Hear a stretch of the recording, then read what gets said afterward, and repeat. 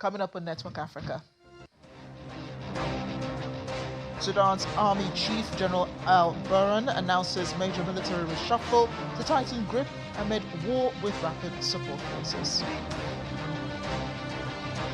The federal government of Nigeria vows to impose reciprocal measures on American citizens seeking entry into the country after new rules by the U.S. Plus, Ugandan President Yoweri Museveni commissions $250 million gold mining project to boost employment and export revenue.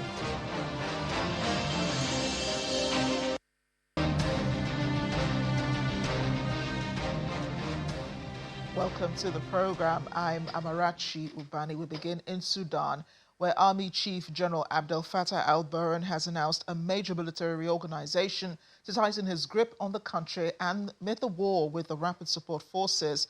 The new decree brings former Darfur rebels, tribal militias, Islamist brigades, and civilian defense groups under the army's formal command. General al-Burhan also appointed new military leaders, including a new Inspector General and Air Force Police. The shake-up is aimed at reinforcing his control, even as clashes continue in the West, while political figures say the move could prevent new rival factions emerging. However, the RSF has set up a parallel government, intensifying fears of Sudan's de facto split as both factions battle for legitimacy and control. Meanwhile, the United Nations is warning the South Sudan's peace deal is at risk of collapse, with renewed violence and political deadlock threatening to push the country back into armed conflict. And that warning was made at the UN Security Council briefing, where Assistant Secretary General for Africa, Martha Poby, said there's been continued erosion of earlier gains. She pointed to escalating political and subnational violence and stalled implementation of the peace agreement signed in 2018. The head of the reconstituted Joint Monitoring and Evaluation Commission, George Owino, warned that without urgent action, the current trajectory could undo years of progress. He says the agreement risks total collapse. South Sudan's ambassador to the UN, Sabino Nyawela, insisted that Juba remains committed to peace, promising to remove any obstacles to the UN mission's operations. However, elections scheduled for 2026, the international community has called for renewed dialogue and concrete steps towards stability. There has been a continued erosion of the gains previously made in the peace process, including of the trust and confidence built among the parties to the revitalized peace agreement. There has been an escalation of political and subnational violence and stagnation in the implementation of the peace agreement. The international community, including the United Nations, African Union, and the Intergovernmental Authority on Development, IGAD, have repeatedly called for a cessation of hostilities, de-escalation, and return to dialogue. These calls, however, have not yielded any concrete response. Instead, a pattern of violations and unilateral actions persists and continues to undermine the ability of the Government of National Unity to implement the agreement. If this trend continues, it will likely lead to a shift in conflict dynamics from subnational and community-based violence to a more complex landscape shaped by ethnic divisions involving signatory parties and other actors, including those from neighboring countries. The current situation and trajectory of the country, if not urgently addressed, risks to reverse all that has been gained and may lead to a collapse of the axis, which could return the country back to an armed conflict. RJMEC and its partners, the African Union Mission in South Sudan, the Intergovernmental Authority on Development, IGAD, and the United Nations Mission in South Sudan, UNMISS, have repeatedly called for constructive dialogue, de-escalation of tensions, address the issues of detainees, and return to full and inclusive implementation of the R-axis. South Sudan remains committed to ensuring that any obstacles, real or perceived, to UNMISS operations are addressed in good faith and without delay. We confirm that presence of any such situations could either be attributed to our efforts to ensuring safety of the mission's assets and/or personnel, or they are merely due to lack of information sharing or the capacity of the individuals involved. It is never a policy of the government of the Republic of South Sudan to hinder UNMISS mandate. Still in South Sudan, dozens of Ghanaian police officers have been recognized for their service to peace. The 270 officers, including 63 women, were awarded the United Nations medals for their role in protecting civilians and supporting local security forces. The officers had worked in Bentiu, an area devastated by years of flooding and violence, where hundreds of thousands have been displaced. They also helped deliver aid, strengthen the local police service, and support the rule of law. UN officials praised the Ghanaian contingent for building trust with communities and helping to prepare South Sudan for elections in 2026. The mission says its contribution will leave a lasting legacy even as they return home.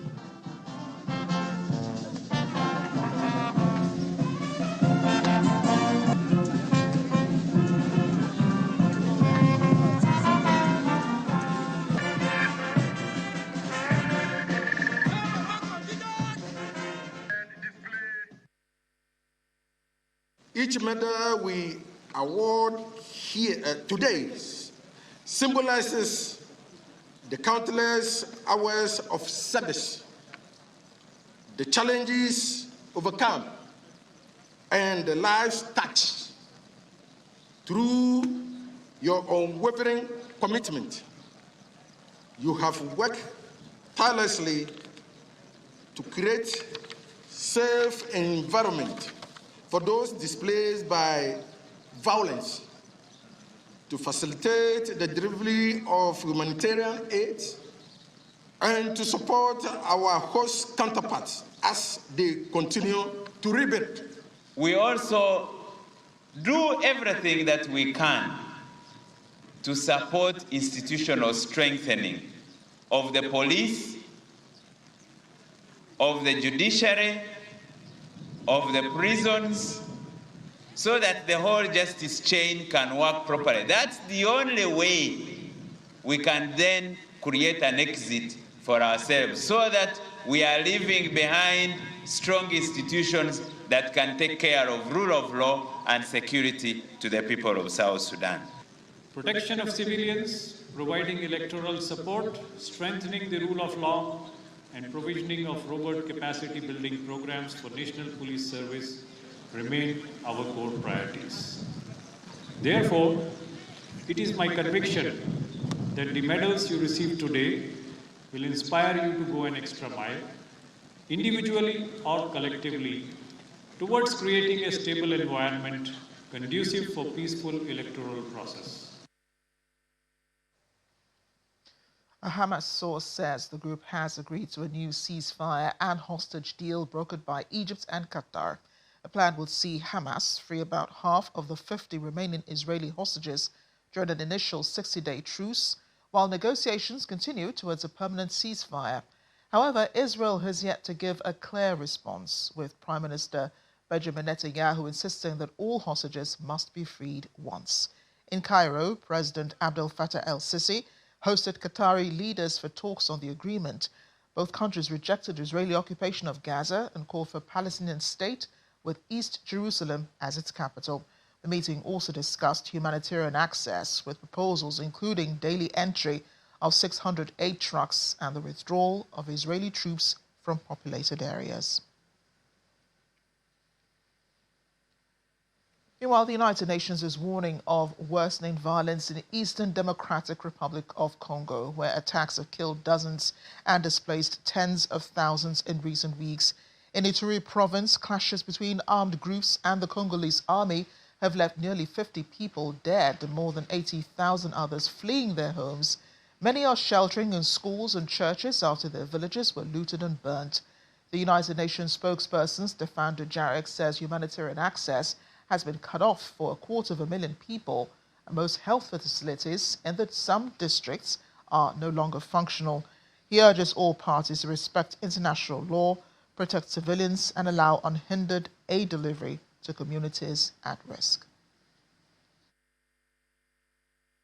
Turning to the worsening situation in the eastern part of the Democratic Republic of the Congo, our humanitarian colleagues say that insecurity is on the rise in the Jugu territory in Ituri province.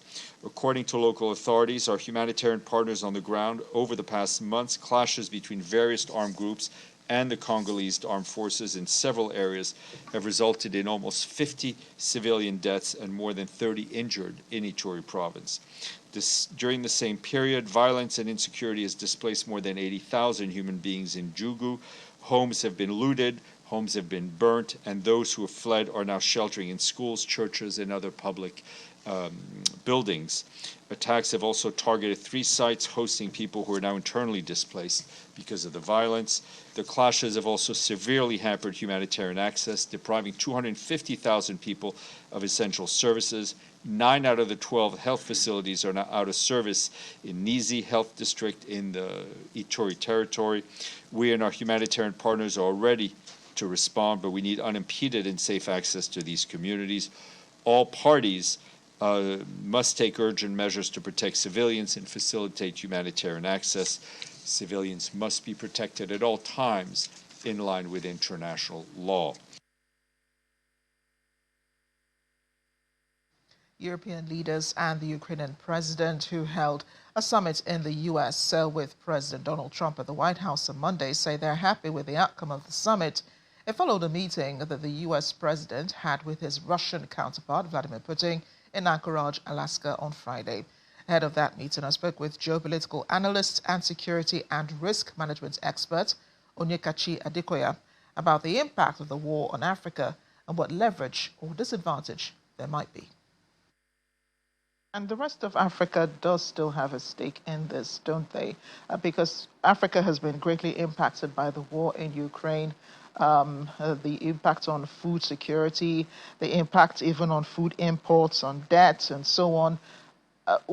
What position should African countries take? Because I know that a number of them did visit the Russian president, I think it was last year or 2 years ago, and they're also sort of like, trying to mediate in a way. I know South Africa is in this war between Russia and Ukraine, but what would be the advantage for Africa in this situation, and what would be the disadvantage?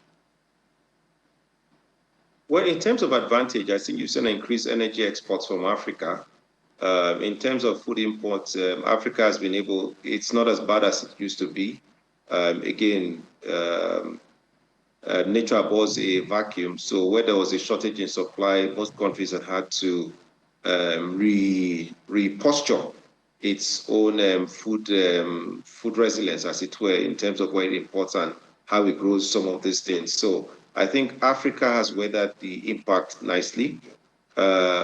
Even energy prices have stabilized, despite the war we saw in Iran, the 12-day or 13-day war.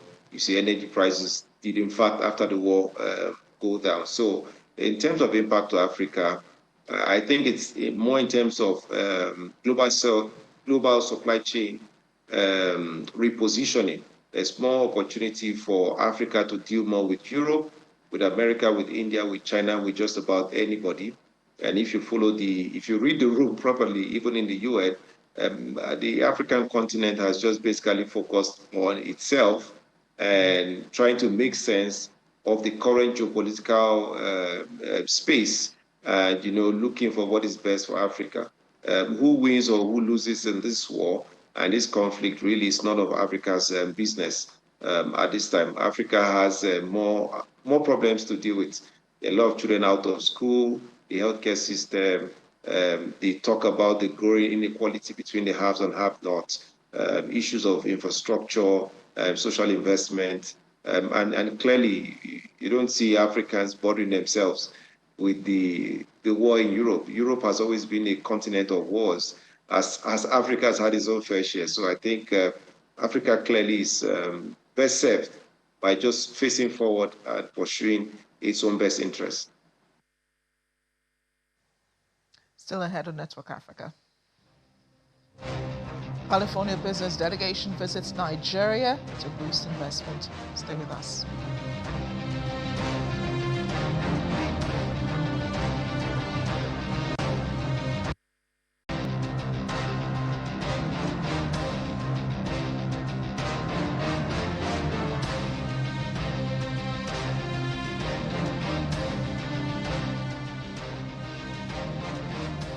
Nigeria and Turkey are moving to strengthen cooperation on diaspora affairs following talks between officials in Abuja. The Turkish ambassador to Nigeria, Mehmet Poroy, met with the chair of the Nigerians in Diaspora Commission, Abike Dabiri-Erewa, proposing a working collaboration between the Nigerian and Turkish agency for its diaspora. The newly appointed Turkish ambassador said Turkey's diaspora of about 7 million people has become a key force in European politics and noted similarities with Nigeria's diaspora communities.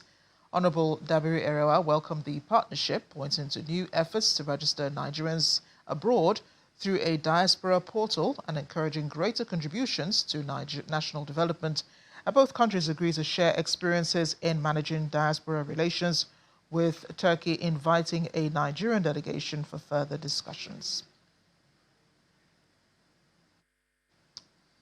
The federal government has vowed to impose reciprocal measures against Americans seeking entry into the country after the United States introduced tougher visa requirements for Nigerian applicants. A spokesperson for the Ministry of Foreign Affairs, Kimebi Ebiefa, confirmed that Nigeria was briefed in advance by the U.S. mission in Abuja and will now convene an interagency meeting with the Interior Ministry and National Intelligence Agency to decide a formal response. Under the new U.S. rules, most Nigerian visas have been reduced to single entry permits valid for just 3 months. Applicants are also required to disclose 5 years of social media accounts, emails, telephone numbers, and other personal information. The State Department says the policy is part of a global visa reciprocity process aimed at safeguarding national security. The U.S. has also introduced new good moral character policy for naturalization applicants, requiring reviews of tax compliance, employment history, and community behavior. We have joining us now the spokesperson for the Ministry of Foreign Affairs, Kimebi Ebiefa. He joins us from the Federal Capital Territory. Kimebi, thank you so much for joining us on the program today. Has the ministry gone into modalities in preparation for the reciprocity? We are going to have an interministerial meeting where all stakeholders will consider the issue and agree on the best way forward, considering the interests of Nigerians. Definitely, there will be reciprocal actions. We are engaging with them. We are not rolling out engagement following the usual diplomatic channels, but we also sit as a government to assess what is placed before us and how best we should react, with bearing in mind the interests of our country, our national interests, our nationality in that regard. So definitely, we are going to react, and there will be reciprocal actions. Understood. There are already complaints that the Nigerian visa is difficult to get outside of the country. Wouldn't this decision make the process even more difficult for intended applicants of the Nigerian visa? To obtain a Nigerian visa, that is not true. That is not true. It is very easy to obtain Nigerian visa.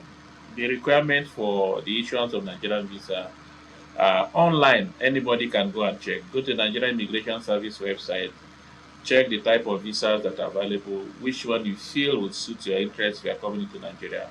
Apply for it, supply the necessary documents, make necessary payment. The payment is verified. We will assess your application. If you are qualified to enter into the country, to come into the country, we grant you your visa. It's as simple as that. So the issue of saying it's difficult to obtain Nigerian visa, no, that is not true. But I will surprise you that in most cases, when, especially Westerners, not Westerners, and even some other countries outside the West, like applying for Nigerian visa, they have this very amusing mentality of walking into the embassy and demanding for a visa, and they want that visa to be issued that very day. In Nigeria, if you're applying for Schengen visa, if you're applying for US visa, if you're applying for UK visa, our nationals are made to come for interviews. Sometimes the interview date is 1 year away from the date of your application, 1 year ahead.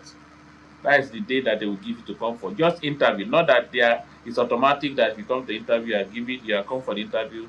If you come for the interview, they will be giving you the visa on the spot. No, just to appear for interview, they will give you more than 365 or 366 days. Some even 1.5 years ahead. That is when you get your interview date. But those very countries, when their nationals want to acquire Nigerian visa, they are requesting, or they want to compel you to give them the Nigerian visa within 24 hours. No, we can't do that. No, we can't do that. We are not as strenuous. It's not a strenuous exercise. We don't make things difficult for people. If you are qualified, you are issued your visa. But for you thinking that we will not follow due process when they apply for Nigerian visa, no, we will not do that. No. We have to follow our own rules. If you are qualified, you'll be issued Nigerian visa without any press. Mr. Akimebi Ebiafa, thank you so much for your thoughts on the issue. And in other news now, Nigeria appears poised to further attract foreign investment, especially in climate-related businesses, as formed the crossover gathering in Lagos over the weekend, where an economic delegation from California in the United States met with top business executives at an event put together by commercial law firm George Etomi and Partners. The event provided an opportunity for both sides to explore areas of mutual interest, which will see America's biggest state make some inroads into Africa's most populous nation.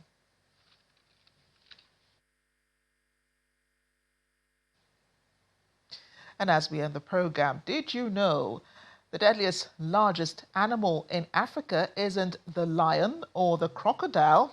Well, it's the hippopotamus. Hippos are highly territorial and responsible for more human deaths in Africa than any other large wildlife. They're very protective, so if you do see a hippo, word to the wise, just leave it alone. That's it on Network Africa this hour. Thank you for watching. I'm Amarachi Rani.